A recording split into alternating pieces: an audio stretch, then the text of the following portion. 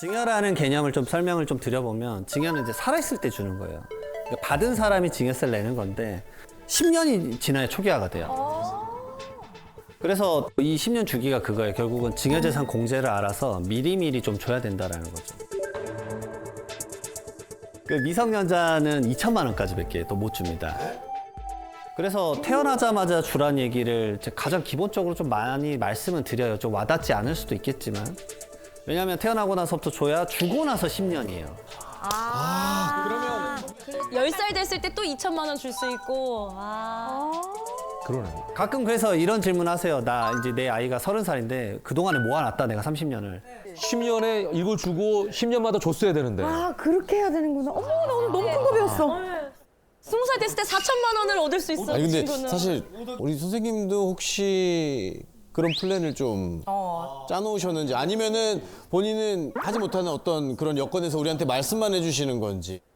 저는 아이가 둘이 있는데요. 첫째 아이는 돌 지나고 나서 했고 그다음에 둘째 아이는 이제 돌 지나서 딱 지난주에 계좌 만들었어요. 저는 먼저 이제 현금을 주고 증여세 신고를 한 다음에 이제 저는 일반적으로 이제 이걸 좀 많이 권해드리는데 이제 배당주 위주로 증권 계좌 만들어서 왜냐면은 2천만 원 사실 어떤 부동산을 사기 너무 적은 금액일 것 같고 주식을 사는데 사실 그것도 웃기잖아요. 0살이 주식을 한다는 게 네. 영살이 자기가 알아서 물론 이제 처음에 신고를 해야 됩니다. 신고를 해야지만 증여란 게 시점을 알 수 있기 때문에 그렇지 않으면 이제 오해를 많이 살 수 있죠. 뭐 애기한테 그러면 예를 들어서 2천만 원을 줬어요. 배당 주식에. 기업이 이렇게 성장해서 막 공 하나 붙고 뒤에 더 붙고 앞자리 바뀌었어요. 그거 만약에 주식 팔려면은 그것도 그건 이제 자녀 몫이죠. 본인 돈에 세금만 계산하면 되는 거죠? 네, 왜냐면 시드 2천은 줬을 때 증여세 신고를 했으니까. 좀 괜찮은 방법 같아요. 화폐 가치의 영향을 좀 덜 받으면서 가치 투자를 한다면은 정말 괜찮은 것 같은데요. 근데 이제 말씀드리고 싶은 게 여기 이제 젊으신 분들은 이제 공감이 안 되실 거예요. 왜냐면 지금 30살에 나 지금 이제 속된 말로 분유값도 없는데 내가 무슨 2천만 원을 증여를 해주냐 이러실 거예요. 맞아요, 맞아. 할아버지가 주셔야 돼요. 할아버지가 주셔야 돼요. 진짜요? 잠깐만 이 집 할아버지는 듣던 중 반가운 소리잖아. 축하드려 오덕이 오덕이 다행이야. 오덕이 할아버지는 정말 대단하신 분 아닙니까? 아이고 다행이다. 나 너무 잘 왔다. 왜냐하면 지금 60대 이상 분들이 대한민국의 자산의 이제 39%를 가지고 있다고 해요. 그리고 20, 30대는 12% 정도 갖고 있다고 하니까 사실 젊은 이제 직장인 분들이 결혼을 해서 2천만 원을 증여하는 건 거의 어렵죠. 그래서 이제 조부모 세대가 좀 더 도와주면 좋지 않을까라는 얘기를 좀 한번 해봅니다. 예. 그치, 도와줘야지. 예, 이렇게 이제 10년 주기 증여 설계가 사실 증여를 줘서 미리 이제 마중물 주는 목적도 있는데 이게 말 그대로 상속세도 줄여주는 게 증여하고 10년 이내에 돌아가시잖아요. 이 증여한 사람이. 그러면 본인의 상속세 계산할 때 전부 다 얹어서 계산해요.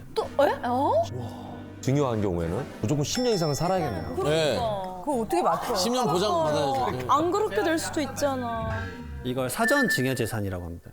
이게 가장 상속세 계산에서도 중요한 거예요. 그래서 10년 초기화가 중요해요. 왜냐하면 증여세 낼 때는 낮은 세율인 뭐 20%로 냈는데 이게 만약에 9년 이내다 그러면은 그때는 20%지만 상속재산에 얹었더니 50%다.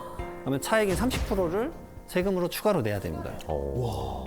그러면 그 부담이 좀 커지기 때문에 상속세를 좀 줄이기 위해서는 미리미리 좀 증여의 플래닝을 좀 짜야 된다. 근데 대부분 이러기에 증여를 안 해요. 어떻게 하냐면요. 대부분 닥쳐서 하세요.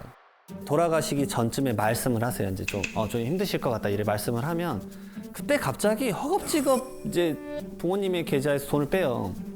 그리고 그게 이제 걸리는 거예요. 그래서 그거가 사전 증여로 10년 이내에 상속세 세무조사 때 걸려서 세금이 추징을 받은 거죠. 이런 경우도 많이 있고요. 그렇기 때문에 많은 분들이 좀 대비를 하셔야 된다. 그걸 말씀드려요. 결국은 제가 아까 평균적으로 말했던 상속재산가액 15억 원을 기점으로 증여를 한 시뮬레이션과 안 했을 때 차이가 사실 엄청 큽니다.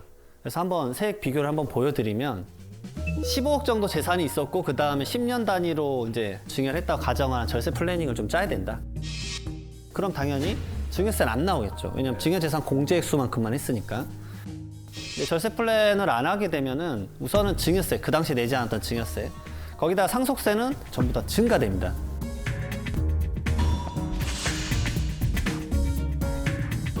근데 저걸 보면서 제가 두 가지를 말씀드려요. 미리미리 주라는 것도 있지만 15억 정도의 상속을 받을 때 1억 정도를 내야 되는구나 라는 것도 한번 인지를 하시면 좀 도움이 되지 않을까 싶습니다.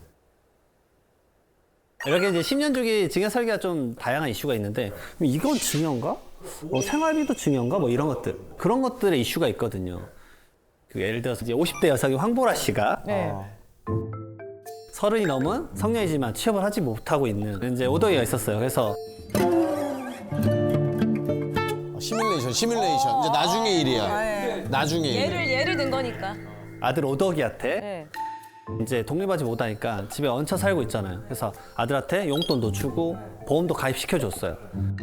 그러면 여기서 이제 아들에게 준 이 용돈하고 보험료가 증여가 될까?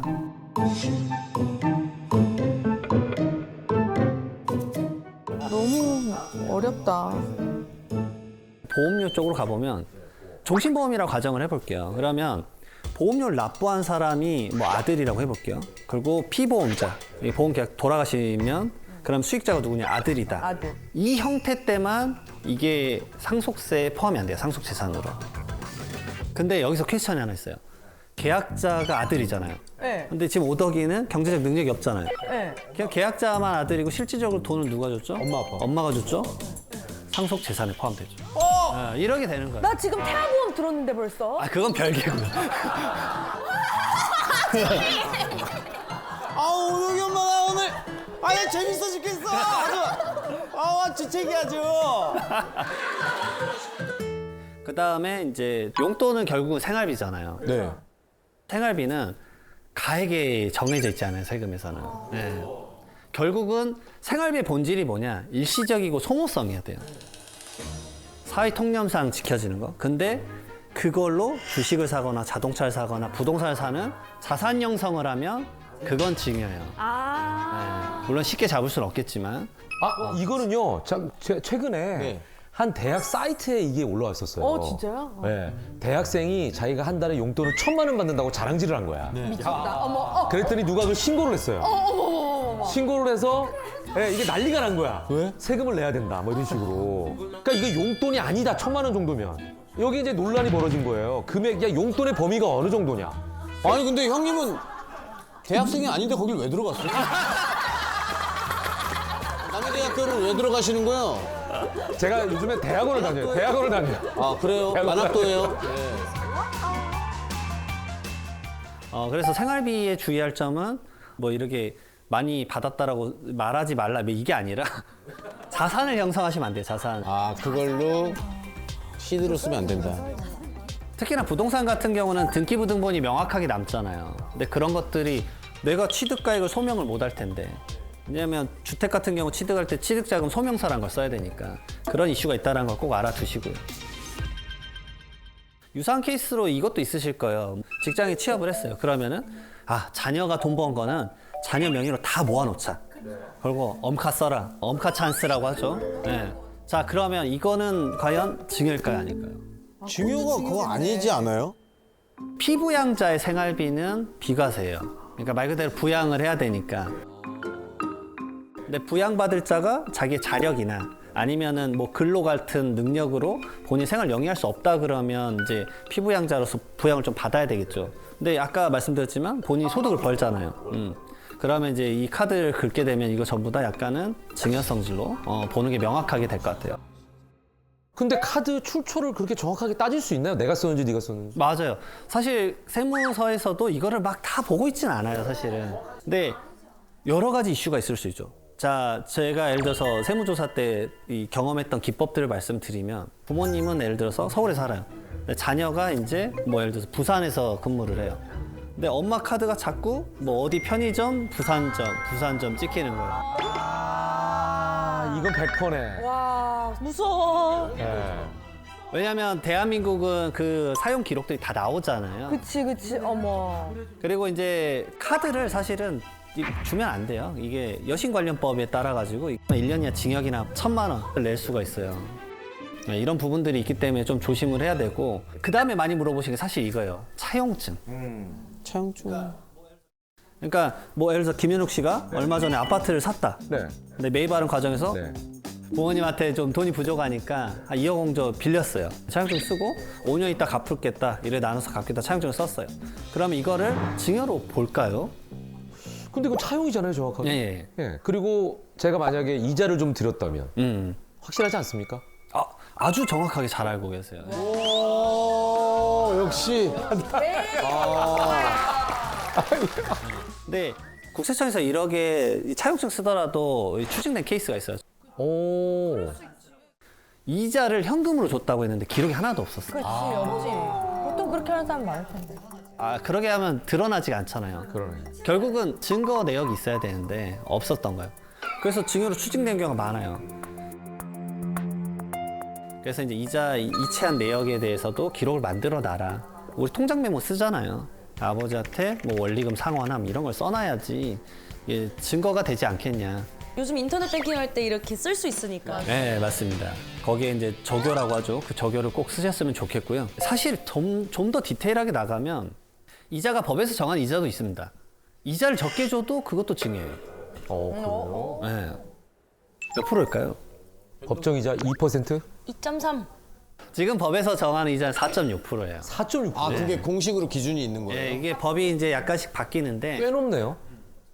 이 증여세법에서 지금 4.6%를 정하고 있는데 실질적으로 줬던 금액 곱하기 4.6% 마이너스 실제 지급한 이자의 차이가 연 1,000만 원 이상 차이가 난다 그럼 증여를 할 수 있습니다. 증여세를 부과할 수가 있어요. 와, 진짜 디테일하게 보네요. 그러니까 가족 관계라고 해도 이제 합리적 경제인이면 사실 뭐 예를 들어서 내가 2억 원이 있다 그러면 은행에만 넣어놔도 이자를 받을 수 있잖아요. 근데 이거를 0.1%를 받고 자녀한테 준다고 이게 합리적인가? 뭐 그걸 이제 따지는 거죠. 근데 그럼 이제 그 말씀을 하세요. 이게 딱 2억 1,700만 원 정도 되면은 4.6% 곱하면 딱 이자가 1,000만 원 이하예요. 그러면 이자 안 내니까 무이자로 써도 되지 않냐? 라고 말씀을 하시는데 저는 이제 그렇게 말씀드려요.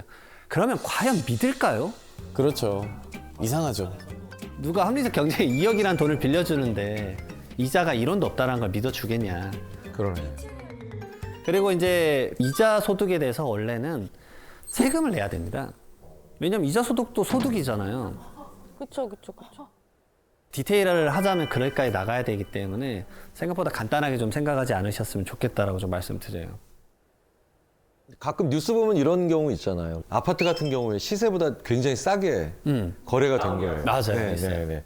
근데 이제 알고 봤더니 이게 부모가 자식에게 이제 싸게 이렇게 한 경우인데 이런 경우에도 증여세의 대상이 되는 거죠. 우선은 보도자료 같은 거 보면은 이제 저가로 자녀한테 팔았다 그러면 이제 약간 탈세 형태로 비춰지는 것들이 잡혀서 그게 이제 뉴스 보도자료는 탈세같이 보이는데 사실 좀 좋은 절세 방법이기도 합니다. 그걸 좀 말씀을 드릴 거예요. 법을 지키는 거니까. 이제 10억 원짜리 아파트가 있다고 해볼게요. 네. 아까 말씀드렸듯이 같은 단지 내에서 똑같은 면적이 10억에 최근에 팔린 거예요. 그러니까 시가를 10억으로 잡고 자녀가 이거를 7억 원에 산다고 해볼게요. 그러면 이제 어떻게 될 것인가? 이 경우에서 세금은 이제 두 가지가 발생을 해요. 싸게 팔았을 때 양도소득세는 어떻게 될 거냐? 아버지가 아들한테 팔았다 가정을 하면 아버지의 세금. 네. 그다음에 자녀는 싸게 가져갔으니까 증여세가 어떻게 나올까? 이게 이제 고민이 될 건데 첫 번째로 이거의 플랜을 이제 주로 고민하시는 분들은 아버지가 1세대 1주택 비과세인 거예요. 그러니까 원래는 세법상 이렇습니다. 시가의 5% 이상 차이가 나거나 3억 이상 차이가 나면 7억 원을 실제 주고받았지만 10억 원으로 계산해 라고 돼 있어요. 근데 양도소득세 비과세는 12억 원까지는 세금이 0원이에요. 그러니까 어차피 아버지는 비과세를 받을 수 있어요. 아주 좋은 케이스가 되는 거고. 두 번째로 자녀는 그러면 증여세가 나오느냐. 근데 시가의 30%와 3억 원 이상 차이가 났을 때 증여세가 과세가 돼요. 근데 딱 3억 원 차이니까 증여세가 발생하지 않아요. 그러니까 자녀는 좀 덜한 부담으로 부동산을 가져올 수도 있는 거죠. 아, 이게 합법인. 이건 다 합법적이죠. 왜냐면 자녀는 기본적으로 이제 자산이 많이 없기 때문에 그것을 가져와서 본인도 비과세를 만들어서 미래에 팔면 이제 좀 더 많은 이제 가액을 좀 가져갈 수 있는 거죠. 예. 그러게 되는 거죠. 그래서 이거는 잘 활용하시면 절대 이제 불법적이거나 그런 요소가 아니라 명확한데, 근데 주의하실 게 있어요. 그럼 자녀가 진짜 7억을 줄 수 있었는지가. 자녀가 7억을 줬다고 매매 계약서를 썼는데 사실상 7억을 이체한 내역이 없다. 그러면 전체가 증여가 돼요. 아, 전체가? 네, 그럴 수밖에 없죠. 그래서 이런 형태는 저가 양수도 전략이기 때문에 한번 고민해 보시면 좋습니다. 또 이제 자녀뿐만 아니라 부부간의 증여세도 사실 좀 많이 아셔야 돼요. 부부간에는 10년간 6억 원의 공제가 되니까 거의 안 걸려 뭐 이렇게 생각하시는 분들이 많아요. 근데 생각보다 이게 걸린 케이스가 좀 있습니다. 예시를 또 들어볼게요. 이번에는 좀 황재성 씨가 나오시는데. 좋습니다. 네, 결혼 12년 차라고 하시네요. 네. 황재성 씨 부부가 15억 원짜리 아파트예요. 원래 아내 명이 100%였어요. 근데 아파트를 부부 공동 명의로 이제 하는 것에 추후 양도세나 상속세가 좀 유리하다라고 해서, 그러면 이제 아내분이 15억을 갖고 있는 거니까 40%를 주면 딱 6억이잖아요. 그럼 40%까지 증여를 할 수 있겠죠. 그러면 1억에만 펼쳐지면은 딱 하나 세금만 내시면 돼요. 증여취득세만. 증여취득세만. 네, 지분에 대해서 취득세 내야 되니까. 그래서 이렇게 계획을 했었는데, 근데 얼마 있다가 이제 아파트 공동명의 바꾸고 나서 갑자기 이제 세무조사가 나와서 증여세 내라고 나온 거예요. 어떻게 된 상황일지 황재성 씨가 이제 본인의 생활이니까 뭐 말씀을 한번 해보시면. 잠깐만. 나왔다는 것 자체가 뭔가 수가 틀렸다는 거잖아요. 맞습니다. 그렇죠. 그렇지. 뭔가가 걸렸다는 거죠. 걸렸다. 내가 사기 뭘 싫어하는 걸렸어? 잠깐만. 아까 지금 이제 배운 걸 복습해 보면은 의료보험을 내 와이프가 날 내줬거나, 아니면 용돈을 크게 줬거나, 네. 아니면 또 뭐가 있을까? 이 두 개가 지금 전부. 이게 왜 그러냐면 생활비를 받아서 쓰신 거예요. 800만 원씩. 제가 그렇죠. 네. 용돈 썼구나. 그래서 뭐 300만 원 생활비 알뜰하게 쓰고 나머지 금액을 모아놨는데, 이 저축을 한 게 아까 말했던 뭐 예금, 적금, 펀드, 보험 이런 형태로 분산 투자했던 거예요. 그게 왜요? 그게 생활비 목적으로 안 쓴 게 되니까. 그 용돈을 시드머니로 쓰면은 아까 세금이 증여가 된다고 했잖아요. 이게 내가 그냥 그 행정 업무 편의상 내 명의로만 지금 보관을 해놓은 상태였다라는 것들에 대한 뭐 소명이 있으면 피해갈 수 있겠지만, 이런 금액들이 쌓이다 보면은 그게 꽤 한 번에 돌아올 때 커진다. 이런 것들도 좀 알고 계셔야 돼요.